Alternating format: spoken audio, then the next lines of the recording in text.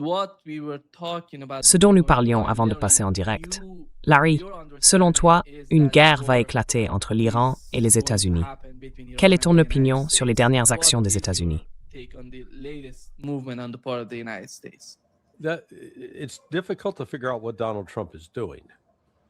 Il est difficile de comprendre ce que fait Donald Trump. D'un côté, lors de sa rencontre avec Bibi Netanyahou mercredi, il a déclaré « Eh non, nous allons négocier. Nous allons donner une chance à la paix. » Très bien, il dit cela. Mais ensuite, en coulisses, des décisions sont prises. Un déploiement important d'avions de combat F-35 de l'US Air Force doit être envoyé ce week-end au Moyen-Orient. Maintenant, si vous négociez de bonne foi, pourquoi faites-vous cela? Il y a aussi des discussions en cours, il a mentionné l'autre jour, selon lesquelles un porte-avions avait reçu l'ordre de se préparer à être déployé. Et puis, des médias ont rapporté que celui stationné au large du Venezuela avait reçu l'ordre de se rendre au Moyen-Orient. Mais cela a maintenant changé, car ils ont rencontré des problèmes à bord de ce porte-avions, d'après ce que j'ai appris.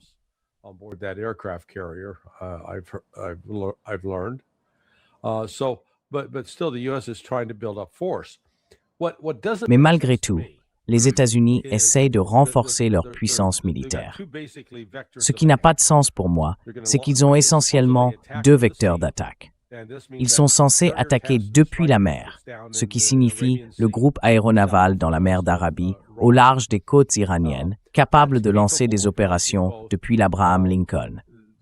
Ils disposent d'un escadron de marine avec 10 F-35, et s'ils volent en mode furtif, c'est-à-dire avec tout l'armement rangé à l'intérieur de l'appareil, plutôt que suspendu sous les ailes, ils ont un rayon d'action d'environ 600 miles.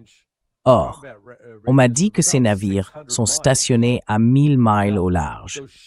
D'accord, si vous avez un rayon d'action de 600 miles et que vous êtes à 1000 milles des côtes, il vous manque encore 400 milles. Supposons donc qu'ils rapprochent les navires à environ 100 milles des côtes.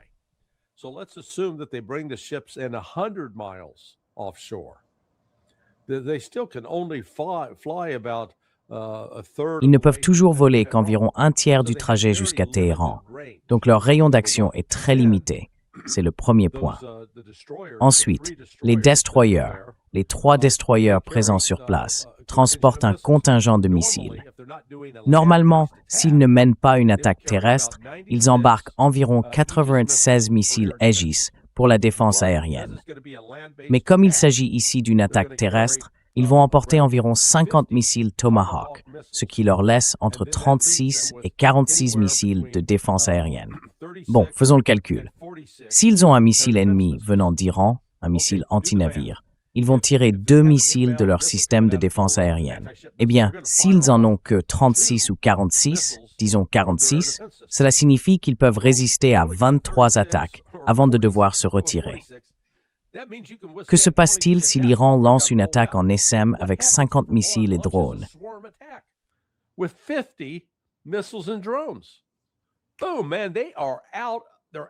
Boum, mec, ils n'ont plus de munitions. Leur capacité à se défendre a disparu dès le premier jour.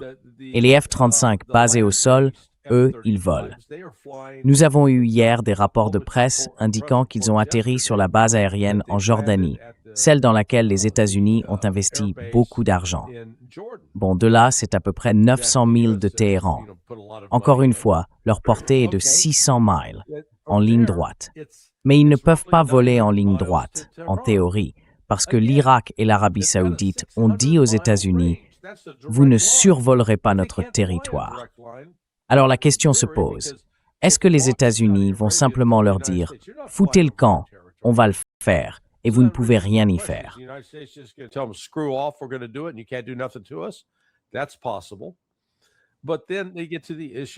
C'est possible.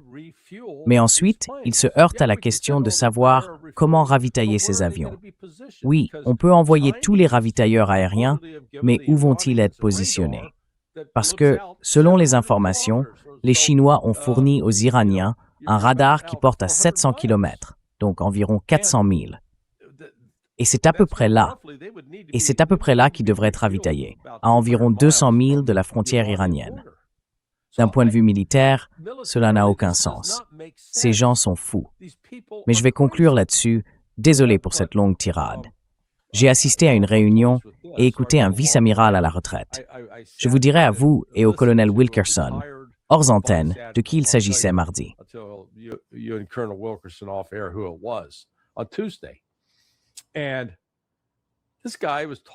Ce type parlait du fait qu'on allait simplement voler jusque là-bas et détruire tous les missiles balistiques en Iran.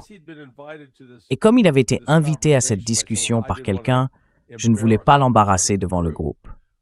Mais j'ai tout de suite pensé, nous n'avons pas réussi à arrêter les Houthis après 7 semaines avec 2 porte-avions, 4 destroyers et un croiseur.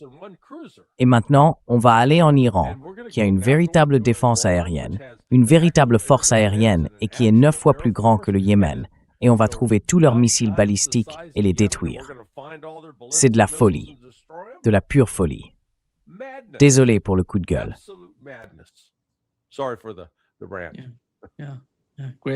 Oui, très bien. Colonel, que pensez-vous de ce que Larry vient de dire?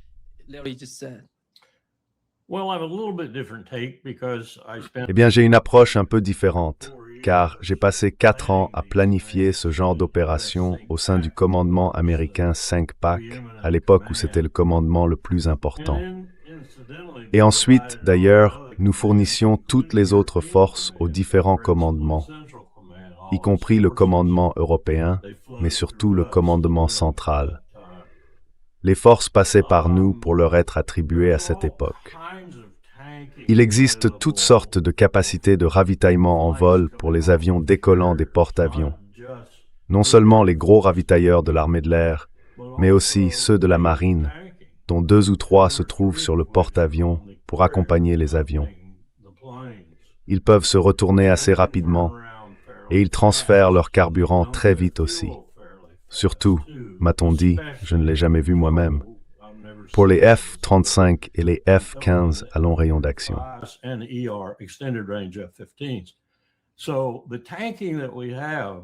Donc le ravitaillement que nous avons, s'il représente, disons, 60 ou 70% de la capacité, est suffisant pour soutenir des opérations assez longues. Pas indéfiniment, mais au moins pour les frappes initiales.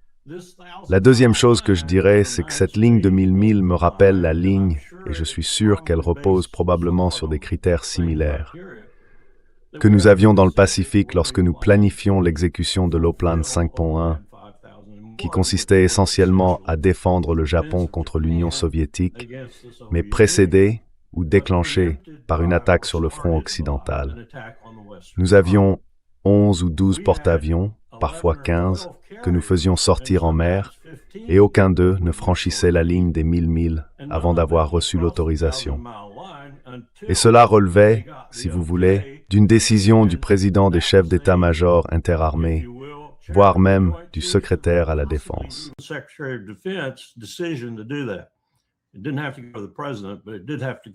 Il n'était pas nécessaire que cela remonte jusqu'au président, mais il fallait que cela aille à l'une de ce que nous appelions les autorités nationales de commandement, le président et le secrétaire à la Défense. Je refuse d'utiliser le mot « guerre ». Ce n'est pas dans ma nature d'utiliser ce mot.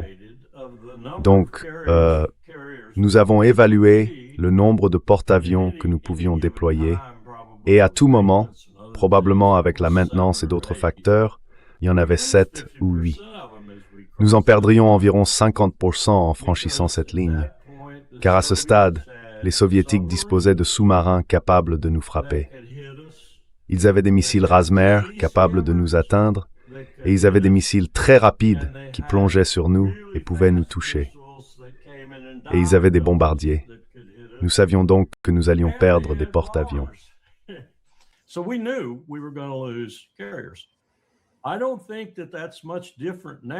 ne pense pas que ce soit très différent aujourd'hui, compte tenu de la haute technologie dont, m'a-t-on dit, l'Iran dispose dans certains de ses missiles balistiques, en particulier les plus rapides. Nous pouvons donc nous attendre à perdre un porte-avions. Peu m'importe ce qu'a dit le vice-amiral ou qui que ce soit d'autre, nous pouvons nous attendre à perdre un porte-avions. Et cela signifie 5000 personnes à la mer.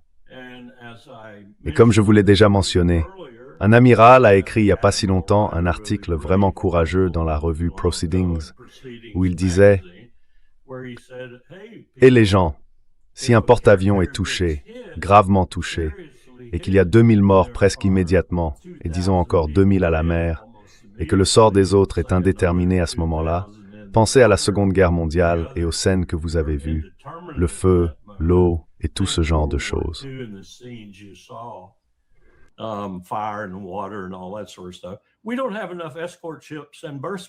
Nous n'avons pas assez de navires d'escorte, ni de place à quai pour récupérer les survivants. Nous n'avons rien fait à ce sujet depuis que cet amiral a écrit cet article il y a environ 3 ans. En fait, nos groupes d'attaque sont encore plus petits aujourd'hui. Donc, comme Larry l'a indiqué, cela pose énormément de problèmes. Même si tout se déroule de manière parfaitement méticuleuse lors des 2 ou 3 premières vagues, cela reste semé d'embûches.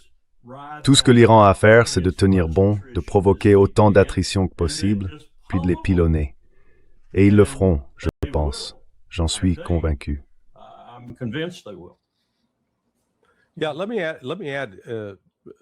Oui, laissez-moi ajouter. Peut-être que le colonel Wilkerson a un éclairage à ce sujet. Donc, si vous partez en croisière, vous savez, vous faites votre croisière, il y a des canaux de sauvetage et on vous explique comment y monter et en descendre. La dernière fois que j'ai vérifié, les destroyers et les porte-avions n'ont pas une série de canaux de sauvetage empilés le long des rambardes pour évacuer l'équipage en cas d'incident. Est-ce exact?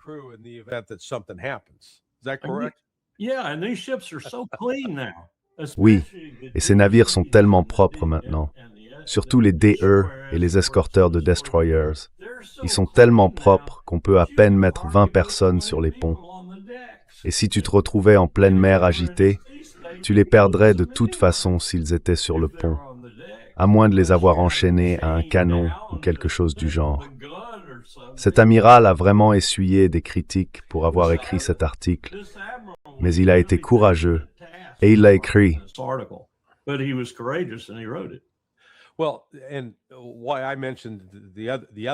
Eh bien, la raison pour laquelle j'ai mentionné cet autre amiral dont je parlais, c'est qu'il reflète une grande partie de la façon de penser au plus haut niveau du gouvernement. Ils ont fait tout un tas d'hypothèses, en sous-estimant les capacités iraniennes et en ignorant apparemment ce que la Russie et la Chine font pour les renforcer. Et c'est ça qui me terrifie, qu'il y ait des gens qui pensent de cette manière, qui se disent « Oh oui, on peut y aller, ça va marcher ». Vous savez, c'est comme ce proverbe « L'orgueil précède la chute ».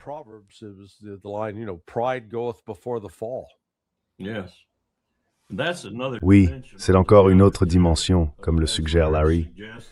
Je pense que la Chine pourrait couler tous les porte-avions dans la mer d'Arabie du Nord, vraiment, si elle le voulait vraiment, et bénéficiait de l'effet de surprise. Ils n'ont tout simplement pas de défense contre ces missiles ultra rapides. Exactement.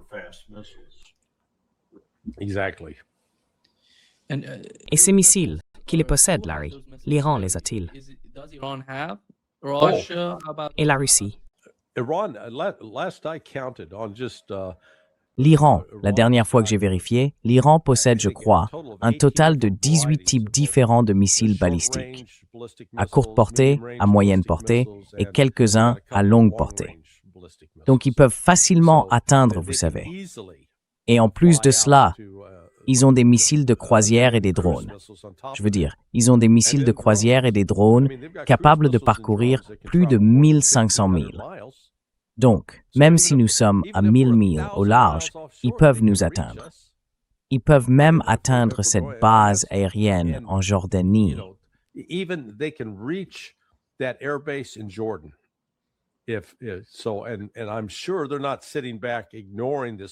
Et je suis sûr qu'ils ne restent pas les bras croisés à ignorer cette montée en puissance. Au minimum, je suis certain que les Chinois et les Russes les tiennent informés. Très bien, vous avez une nouvelle escadrille qui arrive. Il faut savoir qu'une escadrille de l'armée de l'air est censée se composer d'environ 24 F-35, des F-35A, comme on les appelle. La marine, elle, utilise le F-35C. Mais disons qu'ils en amènent 180. On ne déploie pas tout cela simplement pour faire une démonstration de force. Je pense qu'il y a une réelle intention d'essayer, une fois encore, de tromper les Iraniens, de les endormir dans un faux sentiment de sécurité, puis de tenter de leur porter un coup sévère.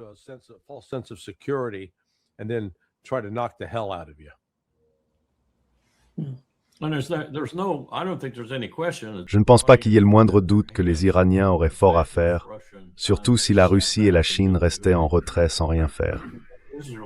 Israël les bombarderait aussi, et Israël dispose d'un bon nombre de F-35, ainsi que de beaucoup d'autres avions. Et si j'ai bien compris, nous leur avons discrètement fourni des ravitailleurs depuis longtemps. Ils en avaient à peine il y a une dizaine d'années. Maintenant, d'après ce que je comprends, ils ont toute une flotte de ravitailleurs que nous leur avons prêtés ou vendus sans rien dire au Congrès, à part aux républicains. Donc ils auraient fort à faire, mais je pense que nous aussi.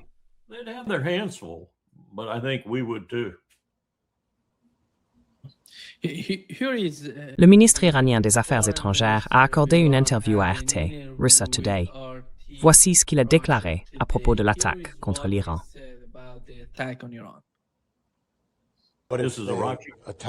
Et s'ils attaquent, et s'ils utilisent des moyens agressifs, quelle serait alors votre stratégie de riposte? Nous nous défendons. Comment? Vous savez comment? Vous attaqueriez les bases américaines dans les pays du Golfe? Nous attaquerions les biens et les installations des États-Unis, tout ce qu'ils possèdent dans notre voisinage. Tu sembles presque mal à l'aise de dire ça. Tu l'es? Je le suis. Non, je ne suis pas mal à l'aise.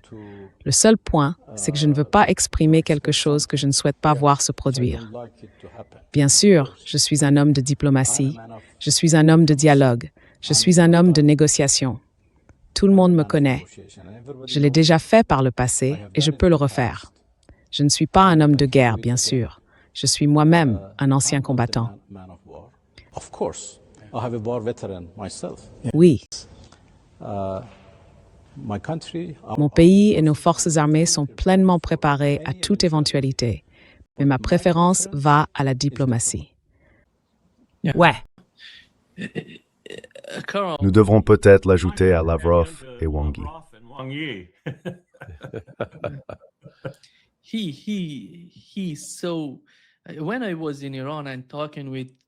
quand j'étais en Iran, je parlais avec des hauts responsables, des personnes proches d'Arakchi.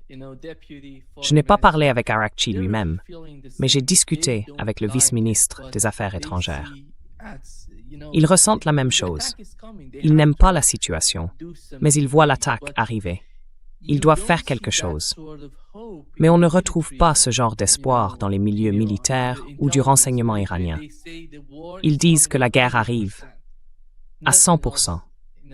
Rien d'autre. Ils ne voient aucune autre issue, car ils observent ce qui se passe en Ukraine avec les négociations. Ils disent que c'est tout ce qu'on peut voir, tout ce qu'on peut comprendre. Rien ne sortira des négociations avec l'administration Trump. C'est pourquoi ils croient qu'une guerre avec les États-Unis va éclater. Colonel, pensez-vous qu'à ce moment précis, et vous avez mentionné à quel point les États-Unis sont prêts à attaquer l'Iran, et je sais à quel point l'Iran est prêt, car j'ai parlé avec beaucoup d'entre eux là-bas.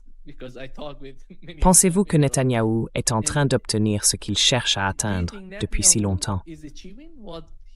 À mon avis, il voulait arriver à ce moment.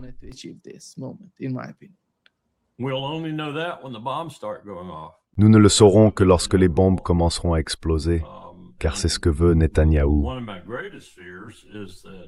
L'une de mes plus grandes craintes, c'est que Trump, à la dernière minute, conclue soit un accord diplomatique qu'il acceptera, soit qu'il perde son sang-froid à propos de ce dont Larry et moi venions de parler, et qu'il leur fasse savoir qu'il utilisera une arme nucléaire. Non seulement il attaquera de manière conventionnelle, mais lorsque les choses tourneront mal pour lui, et elles le feront, il utilisera une arme nucléaire. Cette fois, ce ne sera pas une menace. Il en a déjà proféré, et c'est d'ailleurs ainsi qu'il a obtenu de Trump l'autorisation des frappes B-2 suivantes. Il était absolument déterminé à les mener parce qu'il n'avait pas encore utilisé d'armes nucléaires, et il comptait l'utiliser sur la Floride, le site le plus important.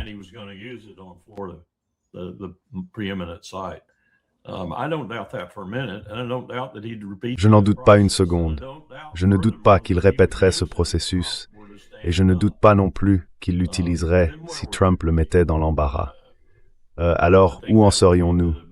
Je pense que ce serait le début de la fin pour beaucoup de choses dans la région, et peut-être pour une bonne partie du monde, car cela signifierait que nous aurions déclenché un conflit nucléaire. Larry, Nima, laissez-moi simplement ajouter une autre chose. J'entends sans cesse cette rumeur, et j'en suis convaincu, et Larry pourra sans doute apporter plus de précision à ce sujet, mais je suis persuadé que l'Arabie saoudite a un accord avec le Pakistan. Je ne suis même pas sûr que les armes, du moins une partie d'entre elles, voire un ensemble complet, ne soient pas déjà en Arabie saoudite.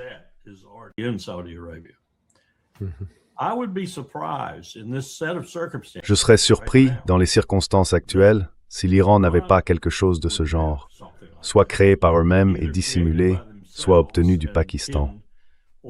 Je me souviens d'avoir eu affaire, et je l'ai dit à de nombreuses reprises, au réseau d'Aku Khan. Les Pakistanais, en particulier au sein de l'ISI, vénéraient presque Aku Khan, car son credo était, avec une certaine légitimité, « Tous ces salauds qui ne sont pas islamiques ont la bombe atomique. » La bombe atomique ira aussi à certains pays islamiques. Et bien sûr, ce pays, c'était le Pakistan. On l'appelle le père de la bombe au Pakistan. Il est pour eux ce que le projet Manhattan a été pour les États-Unis. Et je ne conteste pas leur logique d'un point de vue purement militaire. Oui, beaucoup de gens qui vous détestent ont des armes nucléaires. Peut-être devriez-vous en avoir quelques-unes aussi.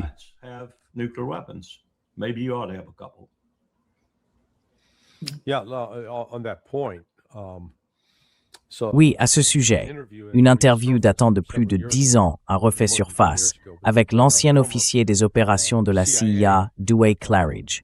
Je connaissais Dewey. Il a mis en place le Centre de lutte contre le terrorisme et avait dirigé le programme des contrats pendant un certain temps, avant Alan Fierce.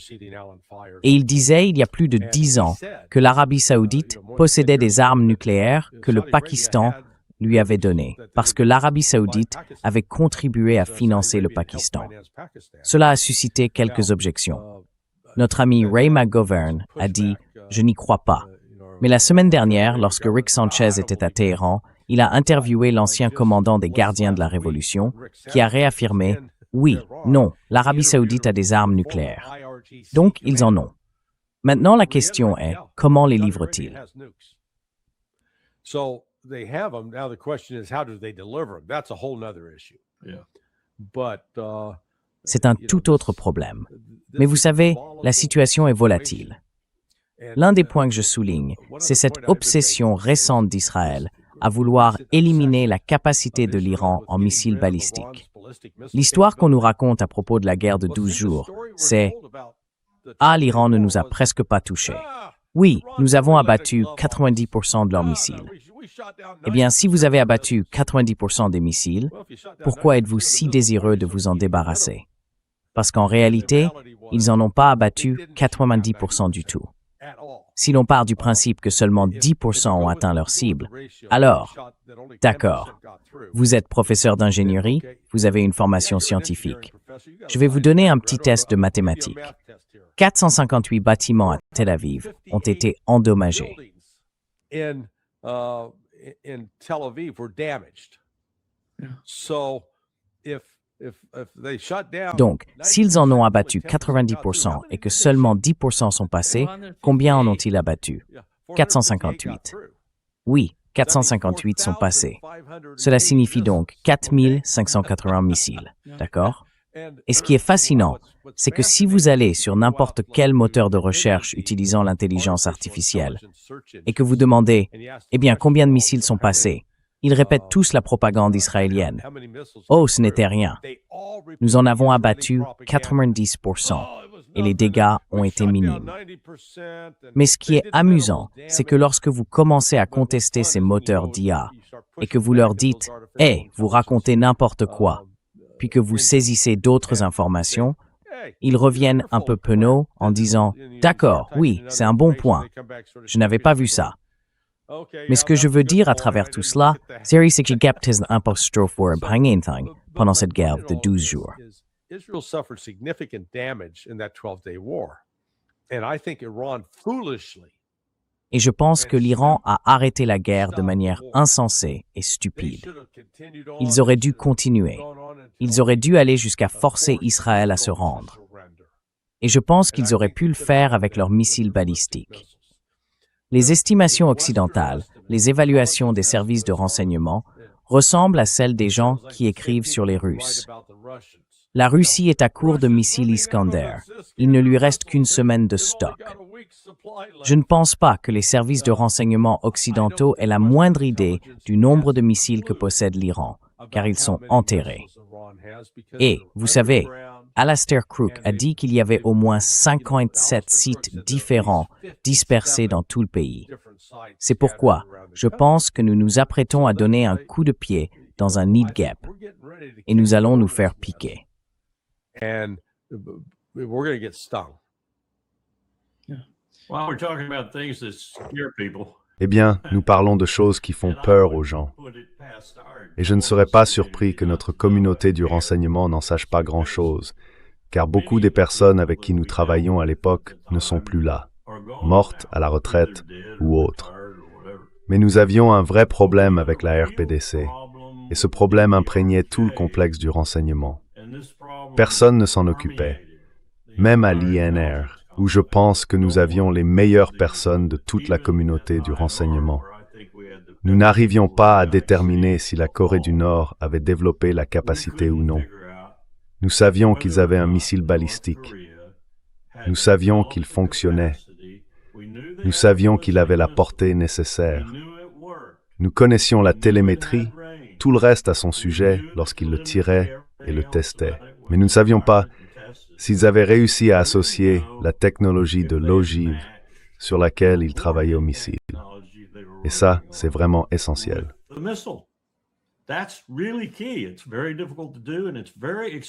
C'est très difficile à faire et c'est très coûteux et très technique. Il faut être vraiment intelligent pour savoir ce qu'on fait. Je veux dire, je me souviens de tous ces briefings, puis tout à coup, ils l'ont fait. Devinez qui se trouvait en Iran au même moment. La RPDC. Ils travaillaient avec l'Iran, non seulement sur les missiles balistiques, mais aussi sur la possibilité d'associer une ogive nucléaire à un missile balistique. Donc dans cette optique, les États-Unis ont peut-être raison, et l'Europe aussi, en ce qui concerne les missiles à plus longue portée. Si bien sûr ils ont fait le travail mais n'ont pas encore développé l'ogive, ou le composant à base de plutonium ou d'uranium, peu importe. Mais qui sait? C'est pourquoi je dis que c'est une situation très dangereuse. Et Larry vient de vous le dire, on pourrait dire la même chose de l'Arabie Saoudite. C'est une situation très dangereuse. It's a very dangerous situation.